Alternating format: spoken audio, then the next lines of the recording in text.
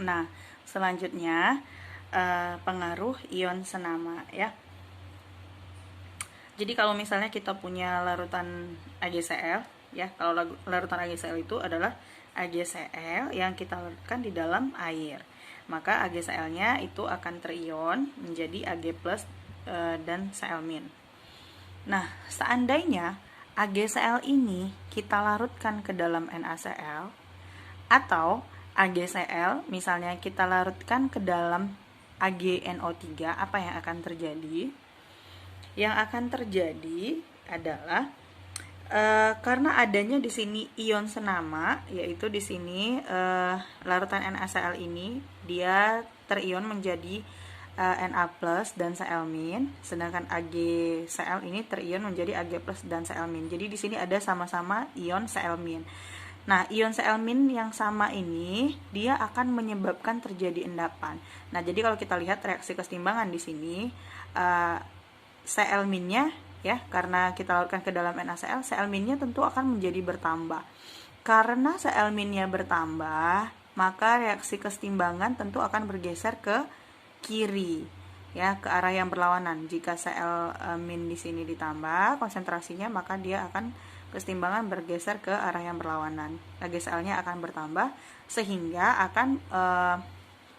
akan menjadi memudahkan AgCl untuk mengendap gitu, karena dia semakin bertambah konsentrasi Cl-nya di sini ya. Begitu juga dengan AgCl yang kita larutkan ke dalam AgNO3. Jadi di sini ada ion yang sama, yaitu ion Ag. Ion Ag yang sama ini juga akan menyebabkan terjadinya endapan. Karena apa? Karena Ag+ di sini semakin bertambah, reaksi kesetimbangannya akan bergeser ke arah kiri, sehingga AgCl-nya juga semakin AgCl-nya semakin mudah untuk mengendap gitu. Nah, jadi kita ambil contoh satu di sini. KSP AgCl pada 25 derajat Celcius adalah 2 kali 10 pangkat min 10. Hitunglah kelarutan AgCl di dalam larutan NaCl. Nah, kalau kita perhatikan ya, AgCl itu terion menjadi Ag+ dan Cl-. Sedangkan NaCl itu terion menjadi Na+ dan Cl-. Tadi katanya NaCl-nya itu 0,1 molar. Jadi kalau NaCl-nya 0,1 molar, maka Na+-nya juga 0,1 molar, Cl-nya juga 0,1 molar. Perbandingan koefisien biasa saja. Jadi kalau kita mau menghitung kelarutan AgCl-nya ini, kelarutan AgCl ya, AgCl ini tentu kelarutannya itu adalah sebesar S gitu ya. Ini kelarutannya sebesar S, Ag+ juga sebesar S, Cl- ini kan juga sebesar S gitu ya pada mula-mula. Nah, tentu KSP-nya itu adalah konsentrasi Ag+ pangkat koefisien pangkat 1 dikali konsentrasi Cl- pangkat koefisien pangkat 1, sama-sama 1. Nah, KSP-nya 2 kali 10 pangkat min 10, sedangkan konsentrasi Ag di sini adalah sebesar S. Sedangkan di sini konsentrasi Cl-nya di sini ada 2, satu dari Cl- dari AgCl, ada Cl- dari NaCl. Jadi konsentrasinya adalah sebesar S ditambah 0,1 molar. Nah, tetapi sebenarnya konsentrasi Cl- di AgCl ini bisa kita abaikan saja. Kenapa bisa kita abaikan? Coba kita lihat di sini. Jadi di sini kalau misalnya kita hitung ya, KSP AgCl itu dia 2 ion. 2 ion biasa saja. Jadi AgCl terion menjadi Ag+ ditambah Cl-. KSP-nya itu adalah konsentrasi Ag+ dikali konsentrasi Cl-, dimana mereka sama-sama S, sebesar S, sehingga KSP AgCl itu adalah S kuadrat. Nah, tadi KSP-nya 2 kali 10 pangkat min 10 S kuadrat, maka kelarutannya masing-masing adalah akar 2 kali 10 pangkat min 10 itu 1,41 kali 10 pangkat min 5 gitu. Nah, ini kan kelarutan AgCl tadi di dalam air, 1,41 kali 10 pangkat min 5. Artinya konsentrasi Ag sama dengan konsentrasi Cl-, yaitu 1,41 kali 10 pangkat min 5. Nah, jadi ini 1 kali 10 1,41 kali 10 pangkat min 5 ya.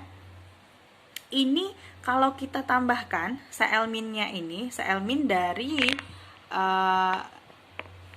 Cl min dari AgCl dengan Cl min dari NaCl tadi, 1,41 kali 10 pangkat min 5 ditambah 0,1, jadi terbayang ya, ini 0,000141 ditambah 0,1, jadi ini sangat kecil sekali, sehingga ini kita bisa abaikan. Jadi kita ambil saja 0,1-nya. Nah, kita masukkan ke sini. Jadi tadi KSP-nya 2 kali 10 pangkat minus 10 dikali konsentrasi Ag itu sebesar S. Kemudian Cl min-nya itu 0,1. Maka kita dapatkan kelarutan Ag plus-nya itu adalah sebesar 2 kali 10 pangkat min 9. Nah, 2 kali 10 pangkat min 9 ini kelarutannya si Ag tadi ya. Tapi kelarutan Ag itu kan sama dengan kelarutan AgCl. Jadi sama-sama S, maka nilainya adalah 2 kali 10 pangkat min 9. Jadi inilah kelarutan AgCl di dalam larutan NaCl. Jadi terbayang ya. Jadi kalau kelarutan AgCl di dalam NaCl itu sebesar 2 kali 10 pangkat min 9. Sedangkan kelarutan yang ini. Nah, kalau ini adalah kelarutan AgCl di dalam air, 1,41 kali 10 pangkat. Tadi ini adalah pengaruh ion senama tadi. Karena ion senama ya, adanya ion senama itu akan memudahkan suatu senyawa mengendap begitu. Makanya ini kelarutannya lebih kecil. Ingat, kelarutan yang lebih kecil atau KSP yang lebih kecil menunjukkan bahwa senyawa tersebut mudah mengendap. Ya, begitu. Jadi itulah dia, pengaruh ion senama akan menyebabkan terjadi endapan. Begitu. Jadi itu contoh untuk pengaruh ion senama. Selanjutnya contoh yang terakhir kita akan melihat bagaimana hubungan antara hasil kali kelarutan dengan pH, perhitungan pH. Jadi kita lihat contohnya, ada suatu larutan yang mengandung ion Mg+ dan ion Mn+. Jadi ada magnesium dan ada mangan. Nah, konsentrasi masing-masingnya itu 0,1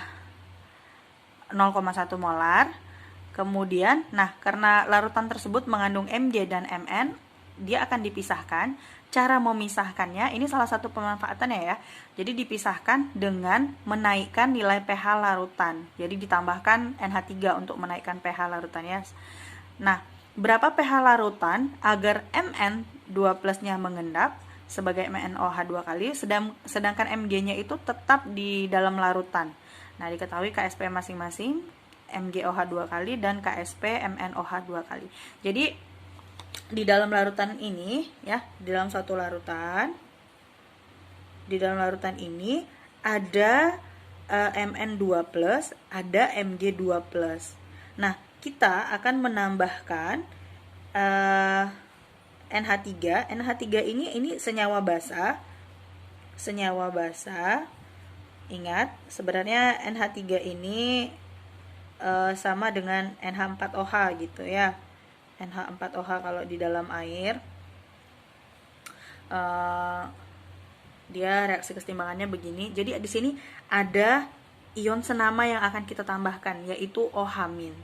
Ya, OH-. Jadi itulah kenapa ditambahkan NH3, ditambahkan senyawa basa, ditambahkan OH supaya dia mengendap. Tapi yang kita inginkan mengendap itu hanyalah si Mn. Jadi kita ingin Mn-nya mengendap, Mg-nya tetap di larutan. Jadi begitu pemisahannya. Sebenarnya bisa juga kita lihat ya di sini, MgOH 2 kalinya, MgOH 2 kali itu KSP-nya itu lebih besar daripada MnOH 2 kali.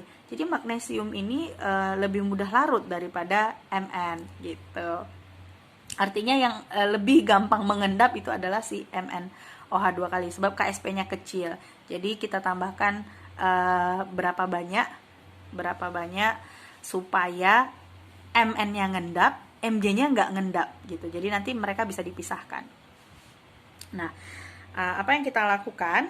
Yang kita lakukan pertama-tama kita sudah tahu ya konsentrasi Mg dan konsentrasi Mn itu sama-sama 0,1. Dan kita juga tahu bahwa KSP MnOH 2 kali itu lebih kecil daripada MgOH 2 kali. Jadi ini lebih kecil KSP-nya daripada ini. Nah, kita uraikan reaksi masing-masing, ionisasi masing-masing. Ini MgOH 2 kali itu terurai jadi Mg2+ ditambah 2OH-, sedangkan MnOH 2 kali itu terurai menjadi Mn2+ ditambah 2OH-. Ya. Nah, konsentrasinya tadi masing-masing sama-sama 0,1 ya, konsentrasi ionnya. Nah, kalau kita uraikan di sini KSP MgOH 2 kali itu sama dengan konsentrasi Mg2+ dikali konsentrasi OH- pangkat 2. Tinggal kita masukkan nilai KSP-nya, kita masukkan konsentrasi Mg dan konsentrasi OH- dipangkatkan 2.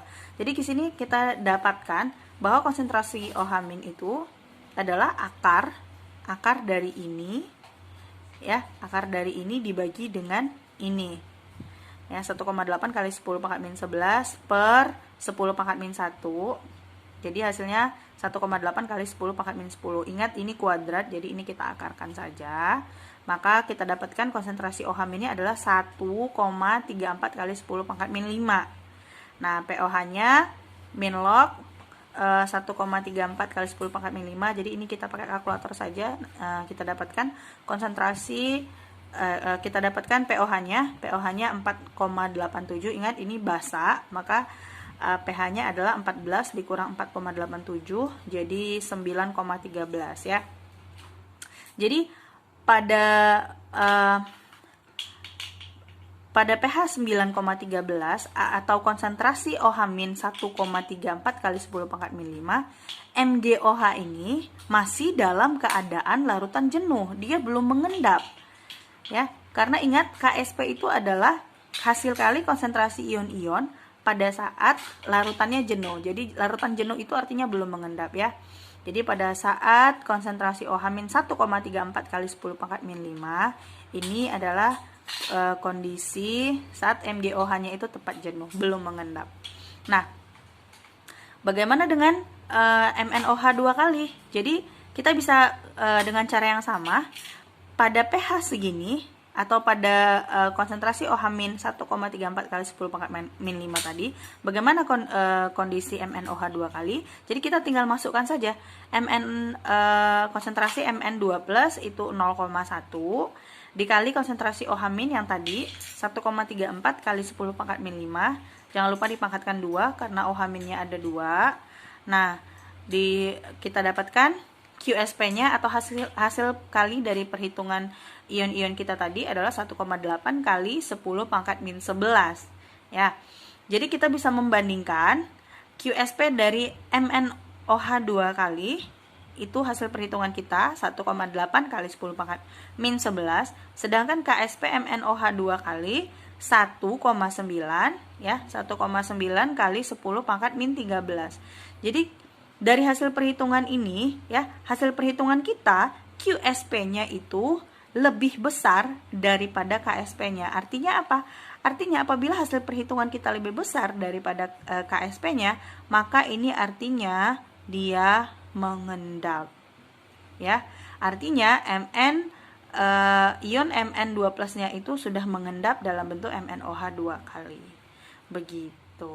Jadi itu hubungannya ya. Ya, jadi demikian saja untuk contoh hubungan antara pH dengan hasil kali kelarutan. Kalau ada yang belum mengerti, boleh ditanyakan di kolom komentar di bawah. Dan mudah-mudahan kita nanti bisa bikin contoh-contoh soal dari hasil kali kelarutan yang lebih banyak atau lebih menantang. Ya, demikian saja. Terima kasih. Assalamualaikum warahmatullahi wabarakatuh.